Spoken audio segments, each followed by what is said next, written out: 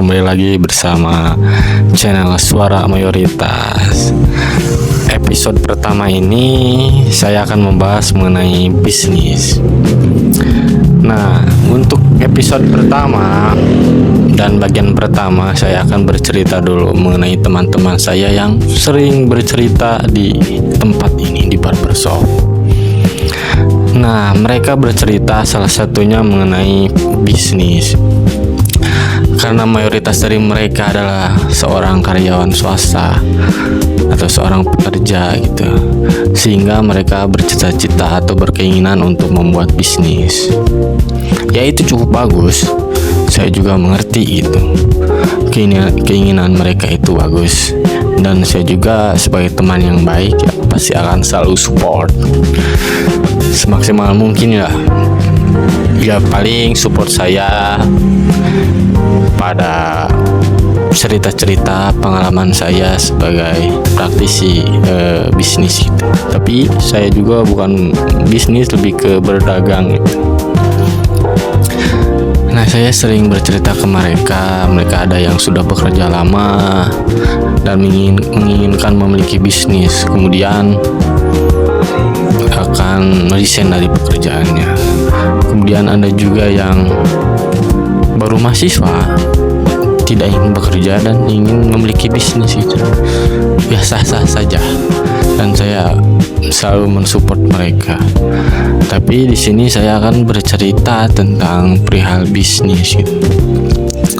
Bisnis itu memiliki banyak faktor agar bisnis itu bisa berjalan dengan baik. Nah, yang mereka pikir bisnis itu pertama hanya modal, kemudian mental gitu. Tapi ya itu benar, tapi belum semuanya gitu. Yang saya rasakan kalau bisnis yang baik itu pertama modal yang cukup, kemudian mental yang kuat, pemikiran yang kreatif, inovatif, kemudian bisa menguasai diri sendiri, ego dan lain-lain. Kemudian yang terakhir, bisnis itu harus konsisten, tidak mengenal lelah, mau sepi, mau rame, tetap buka gitu. Begitu teman-teman. Nah, mereka juga bilang bahwa seorang pembisnis itu atau seorang pengusaha akan memiliki banyak waktu dengan keluarganya, dengan pasangannya. Berbeda ketika mereka bekerja gitu, terikat waktunya. Nah, anggapan tersebut ternyata salah. Saya juga dari awal menduganya seperti itu. Namun ternyata sudah saya jalani, ternyata memiliki bisnis itu makin susah untuk bersama keluarga atau bermain dengan teman-teman atau dengan pasangan. Karena banyak yang harus dipikirkan dalam bisnis itu. Saya harus jaga di sini, kemudian memikirkan hal yang lain, juga ada pekerjaan yang lain gitu kan. Jadi tidak semudah itu, apalagi bisnis di awal-awal buka gitu, harus setiap hari buka, nggak boleh tutup sama sekali gitu. Nah, mereka yang berbicara bahwa bisnis itu bisa punya banyak waktu, ya itu benar kalau misalkan bisnisnya udah sukses. Tapi kalau misalkan bisnisnya belum sukses, ya waktu kita kesita semuanya di bisnis. Nah, kita siap nggak dengan hal seperti itu? Kemudian juga saya melihat kontennya Dr. Tirta di Malaka, dan saya juga sepakat bahwa kita yang ingin membuka bisnis tuh harus sudah mapan dulu. Pengeluaran, pemasukan kita sudah stabil gitu kan. Kita punya tabungan, kita punya aset gitu.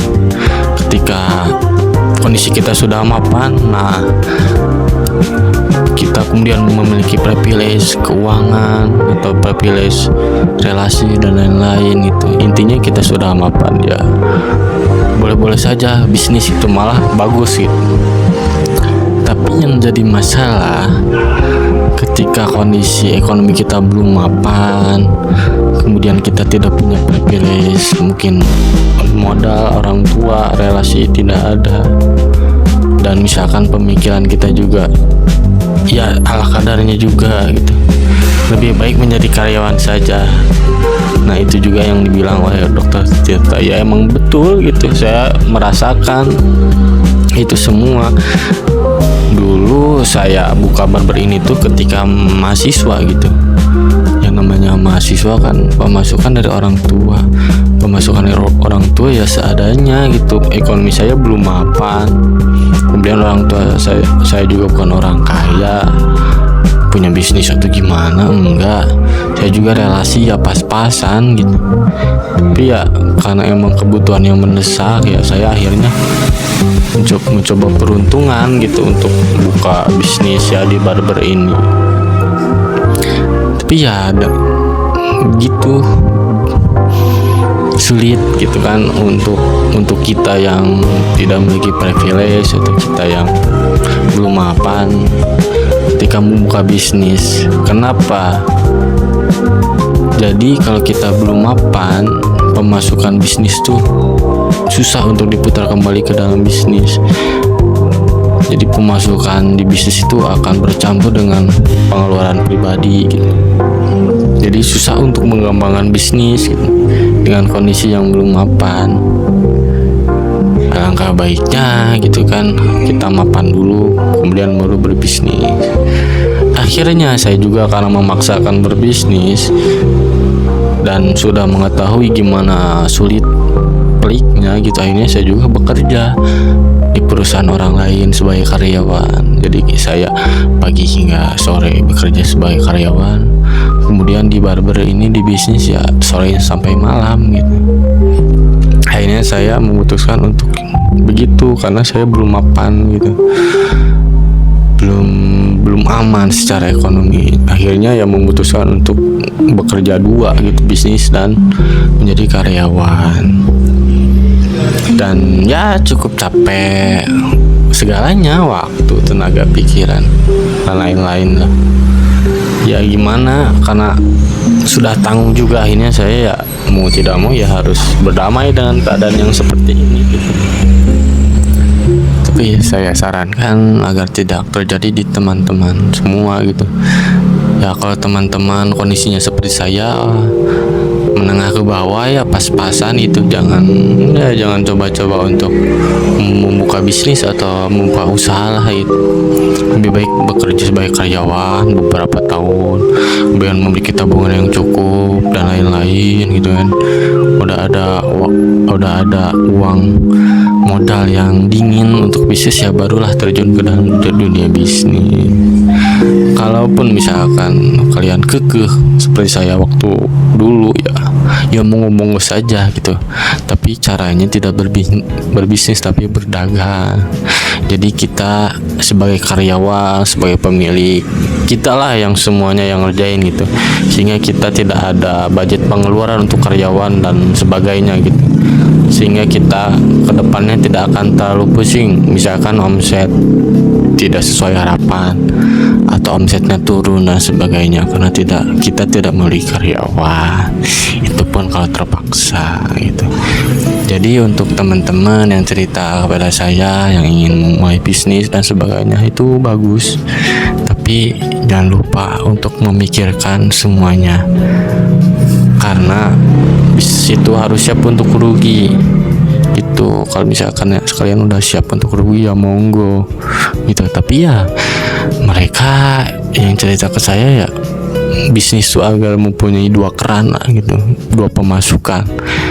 Ya iya, kalau misalkan bisnisnya lancar jadi punya dua pemasukan. Tapi kalau bisnisnya mandek gak lancar, jangankan dua keran, yang ada satu keran jadi repot. Harus menutupi keran yang satunya lagi, kita bakal jadi minus gitu. Karena itu juga yang harus diperhatikan sama teman-teman semua gitu. Itulah sharing-sharing di Suara Mayoritas kali ini. Maaf kalau misalkan kata-kata saya kurang berkenan, juga agak kesana kesini ceritanya kurang jelas ya, mohon dimaklum. Ini perlu belajar ya teman-teman ya. Udah, nanti kita ketemu lagi di episode kedua. Bye bye.